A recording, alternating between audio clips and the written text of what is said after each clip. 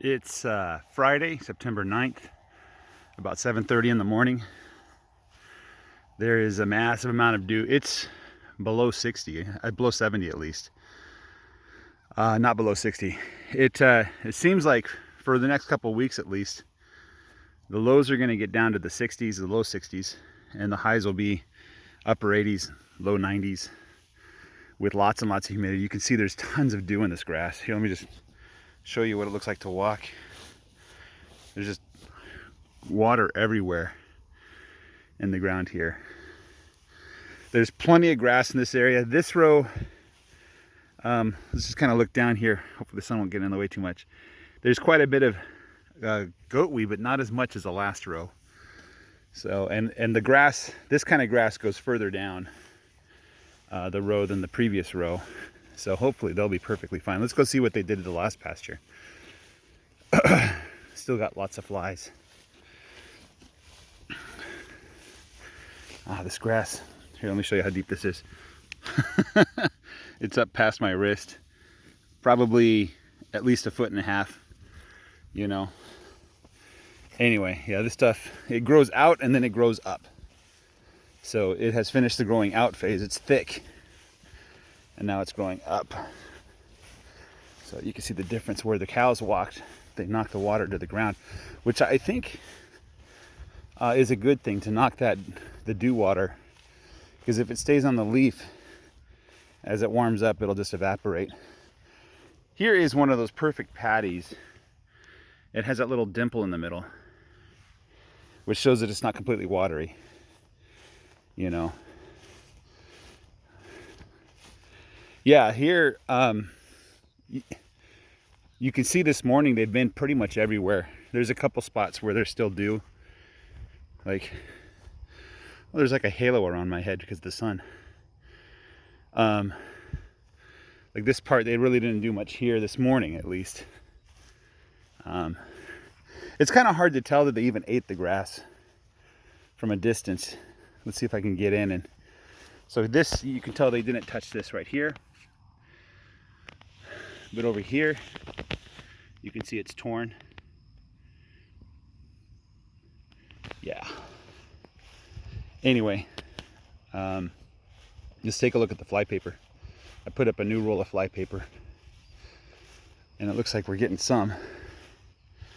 This time I'm not going to put it horizontal, because when I did that last time, it looks like I caught 2 birds and a spider and some crickets. Looks like we're getting some flies.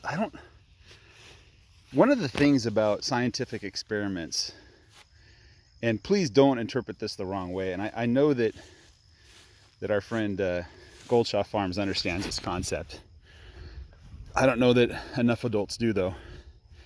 So when you're doing an experiment, it's important to know what happens if you do nothing, right? It's also important that you have some kind of objective measure. Like, I have no way to measure the flies. I can't count the flies. There's too many. There's no way for me to like objectively sample them. By objective, I mean a number that, or a measurement that everybody can agree to. Subjective is kind of the opposite of objective. Subjective depends on people's opinions, you know. Like, people might disagree on what colors to include in blue, right? But we can all agree on the principal frequency of light. If we put the light beam in a spectrometer, there will be a number that stands out above the rest, generally, right? But we can look at that graph and we could say, you know, that's the color, and nobody can disagree with that, right? So that's an objective measure versus the subjective, you know, the light is blue, right? So I don't have a way to measure the flies, so I don't know if anything's effective, right? For all I know, putting up the fly paper has increased the number of flies, you know, because I can't measure the number of flies. Then once you have an objective measure, then you can do an experiment, but it's important for the experiment to have some kind of control to understand what happens if you did nothing. Like in this case, I'm pretty sure the flies vary according to the weather patterns. And the reason why there's so many flies right now is not because of my grazing techniques, which haven't really changed throughout the year, but because of the weather, right? So the fly count will change according to the day, according to the month, time of the year, everything like that, right? So if I do nothing and the flies decrease, am I to conclude that I somehow killed flies by doing nothing? Versus if I do something and the flies decrease, how do I know it's that thing that I did versus, man, those flies are bad? How do I know it's that thing that I did versus doing nothing, right? It could just be the seasonal variations that cause the flies to decrease, right? So, you know, Goldshot Farms, he saw the flies decrease after a couple of days of using fly paper. Of course, he saw the fly paper catch a bunch of flies, so it's pretty logical to assume that something happened.